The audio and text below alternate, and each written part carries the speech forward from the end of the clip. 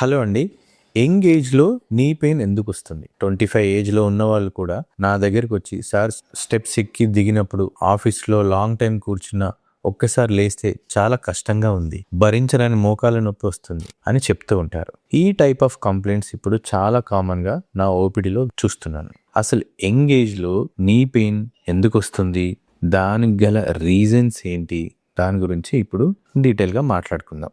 Knee joint అంటే బాడీలో వేరే జాయింట్స్ లాగా కాదు. ఎందుకంటే ఇది బాడీలో ఉన్న మొత్తం బరువునంతా ఈ జాయింట్ మీదనే పెట్టాల్సొస్తది. సో, జాయింట్ దగ్గరున్న బోన్స్ గానీ, మజిల్స్ గానీ, లిగమెంట్స్ గానీ, కార్టిలేజ్ గానీ ఇవన్నీ కరెక్ట్‌గా వర్క్ చేస్తేనే నీ స్మూత్‌గా మూవ్ అవుతుంది. ఈ బ్యాలెన్స్ కొంచెం మిస్ అయినా, డిస్టర్బ్ అయినా వెంటనే స్టార్ట్ అయ్యేది మోకాలు నొప్పి. యంగ్ ఏజ్‌లో నీ పెయిన్ ఎందుకొస్తుంది? మెయిన్ రీజన్స్ చెప్పాలంటే ఆఫీస్‌లో లాంగ్ అవర్స్ కూర్చోవడం. ఒకటి, ఫోన్ కంటిన్యూస్‌గా చూడడం.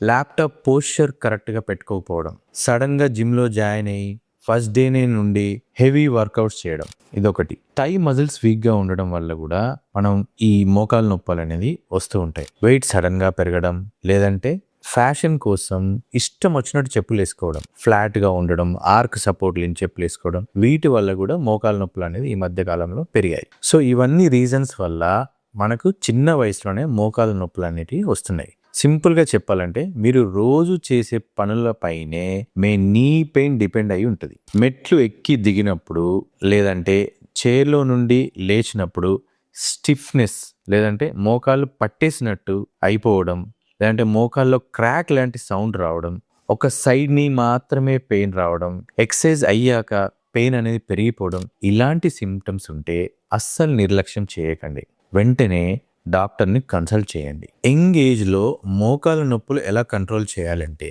దానికి ఒక గుడ్ న్యూస్ ఉంది. యంగ్ ఏజ్‌లో ఉన్న నీ పెయిన్స్ ఎప్పుడు రివర్స్ అవుతాయి. మీరు డైలీ చేసే చిన్న చిన్న అలవాట్లు, లైఫ్ స్టైల్ మార్చుకుంటే చాలు.